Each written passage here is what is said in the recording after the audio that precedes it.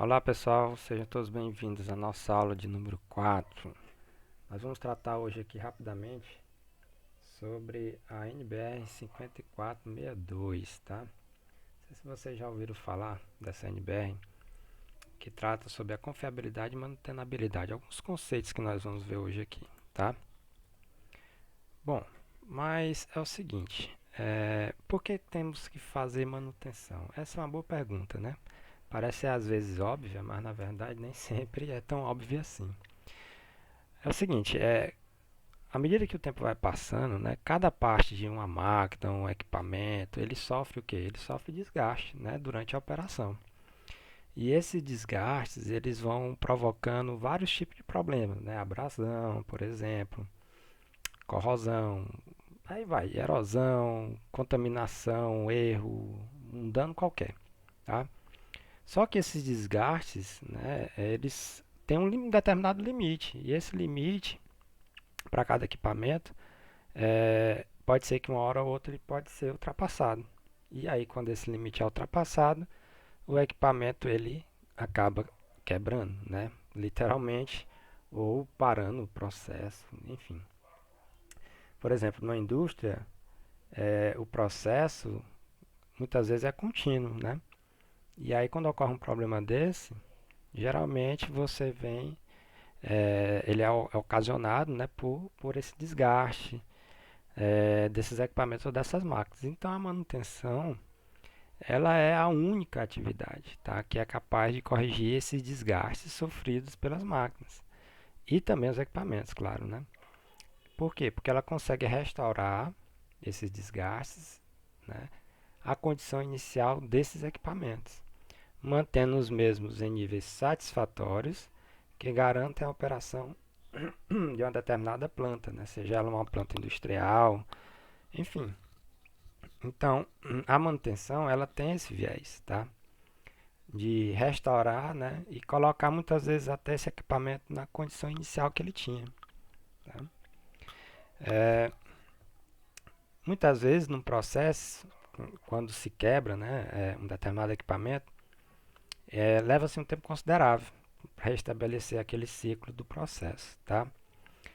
Então, assim, qual é o objetivo então da manutenção?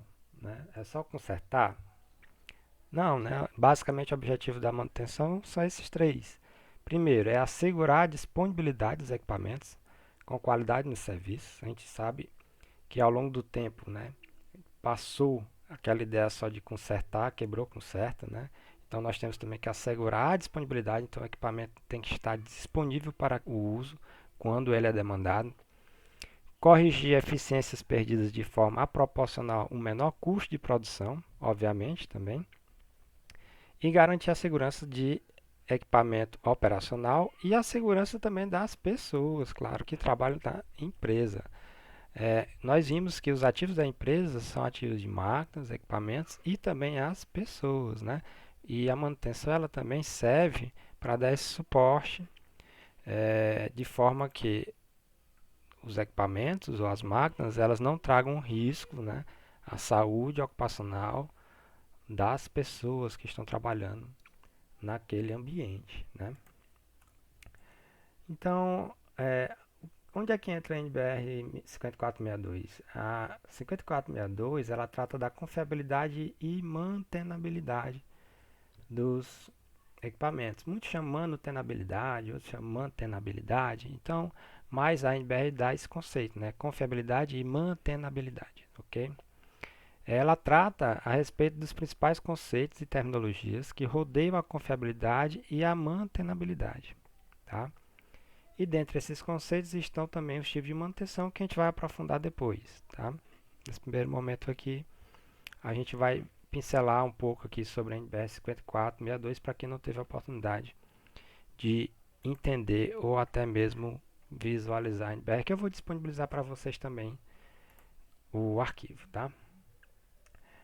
Então, dentro da NBR, né? Quais são os conceitos de confiabilidade e mantenabilidade? A confiabilidade tem alguns termos aqui importantes para você gravar. Literalmente, né, o item 2.26 ele trata da capacidade de um item de desempenhar uma função, requerida sobre condições especificadas durante um dado intervalo de tempo. O termo confiabilidade ele é usado como uma medida de desempenho de confiabilidade, né? Ou seja, o que é a confiabilidade? Um determinado item, né? Ele tem que desempenhar uma função, seja esse item, um equipamento, uma máquina, desempenhar uma função durante um determinado intervalo de tempo. Isso é confiável. Ora, eu sei que ele vai, essa máquina, quando entrar em operação, ela vai desempenhar a sua função durante, sei lá, um mês, uma semana, enfim, um ano, né? Num determinado período de tempo, sem dar aquele problema. Então, ela é confiável, ela começa a ser confiável dentro daquele intervalo de tempo, tá? E a mantenabilidade é a capacidade desse item ser mantido ou recolocado em condições de executar suas funções requeridas, né? Sob condições de uso especificadas, quando a manutenção é executada sob condições determinadas e mediante procedimentos e meios prescritos. Então, a gente pode perceber que a diferença entre a confiabilidade e a mantenabilidade é que a confiabilidade, um item ele tem que desempenhar uma função durante um dado intervalo de tempo. E a mantenabilidade é a capacidade desse mesmo item ser mantido, né? Ou recolocado em condições de executar suas funções requeridas, tá? O termo mantenabilidade é usado como uma medida de desempenho de mantenabilidade, certo? E aí é interessante essa imagem que a gente pode traduzir as duas coisas ao mesmo tempo, né? A confiabilidade desse sistema aqui, né, para essa equipe, né, de alpinistas, vamos dizer assim, e se esses equipamentos também eles são capazes de se manterem, né, em condições de executar essas funções, né? Então, esse equipamento ele é confiável? Se ele é confiável, então ele vai desempenhar a função durante determinado tempo, sei lá, um ano, 2 anos, né? E ele é capaz de ser mantido? Aí depende das condições. Ah, eu guardo ele toda vez no sol, sob chuva. Então, a capacidade dele ser mantido pode ser complicada aí, né? Então, entenderam a diferença entre confiabilidade e mantenabilidade? Tá? Bom, alguns conceitos básicos também. E o que é item, então? Não, o item é qualquer parte, isso conforme a NBS 4462. É qualquer parte, componente, dispositivo, subsistema, unidade funcional, equipamento ou sistema que possa ser considerado individualmente, tá? Olha só, muito interessante também a NBR diz o seguinte, que um item ele pode eventualmente incluir pessoas, né? Ou seja, uma máquina, um trator, por exemplo, ele não vai funcionar sozinho, né? Ele tem uma pessoa lá dirigindo ele. Então, a posição daquela pessoa ao dirigir, né, também pode ser incluída como parte daquele dispositivo, né, daquele sistema, entendeu? Então, tudo está incluído aí. Isso conforme a NBS 5462. E temos alguns pontos aqui em destaque interessantes na figura 1 lá na NBS 5462, que ela trata dos estados de um item, tá?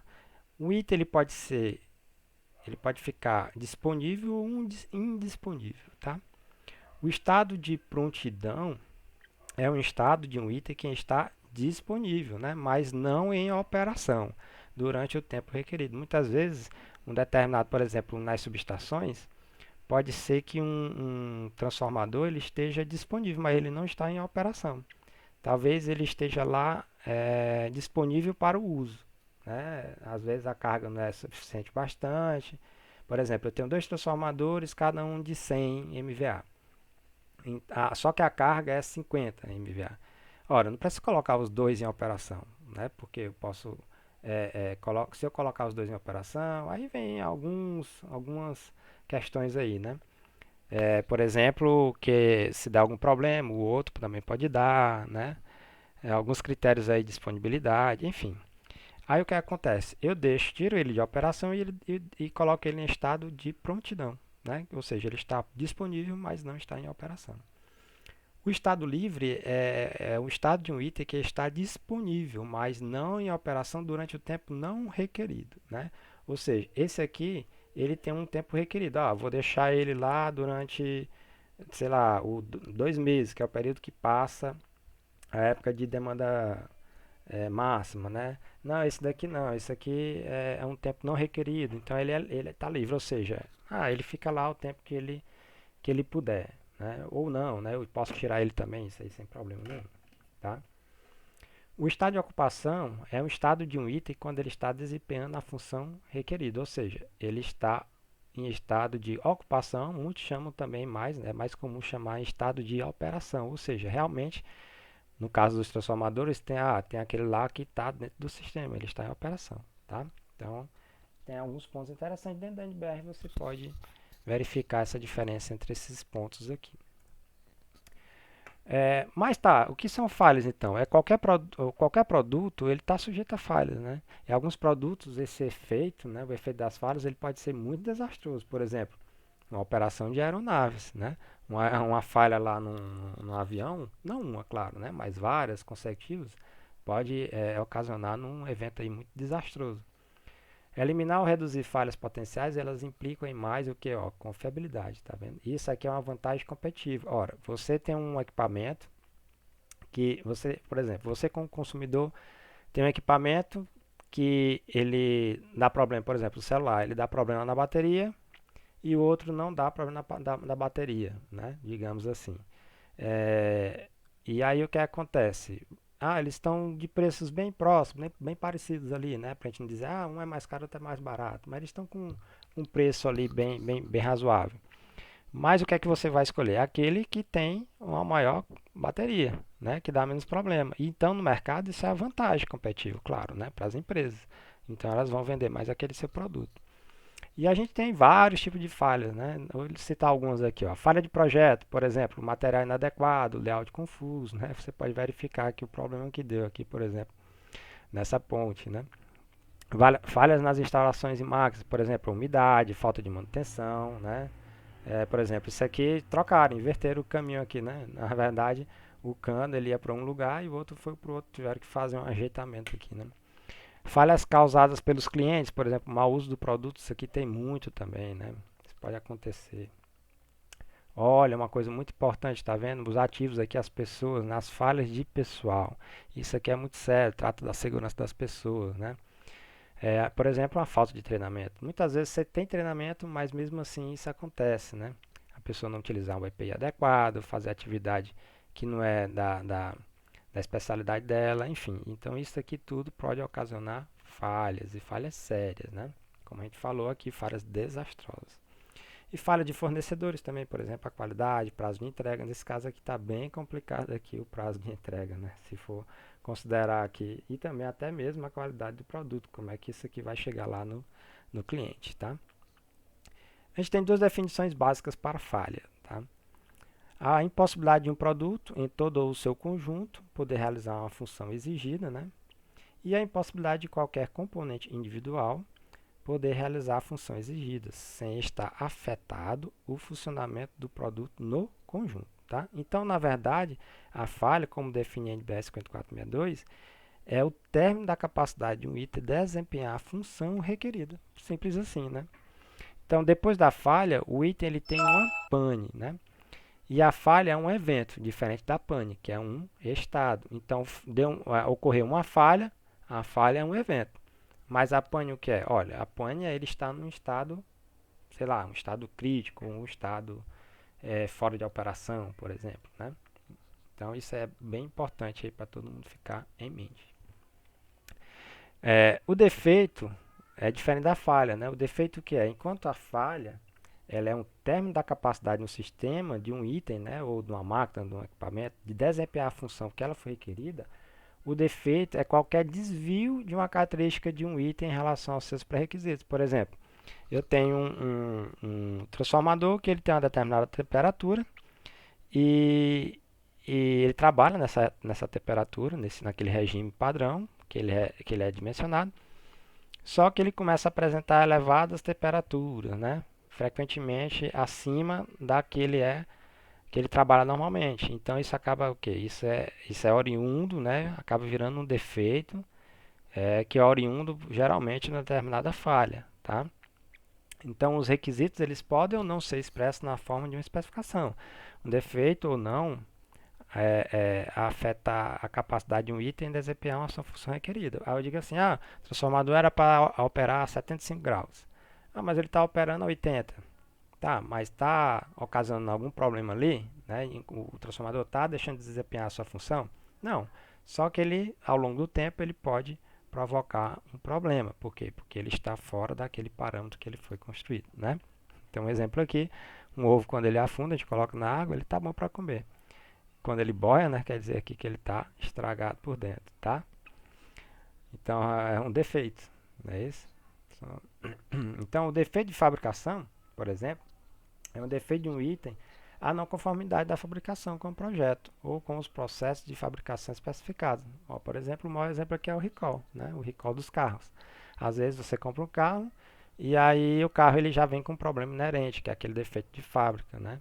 E aí ele tem que passar por uma conformidade, porque ele agora está não conforme os projetos especificados, né? Às vezes pode trazer um problema mais sério, um perigo, alguma coisa desse tipo, certo? Bom, então essa aí foi só uma pincelada com relação à NBR 5462, tá? Eu vou passar a NBR para vocês darem uma olhada e estudarem, obviamente, tá? E tem uma atividadezinha lá para vocês responderem também, ok? Então, até breve.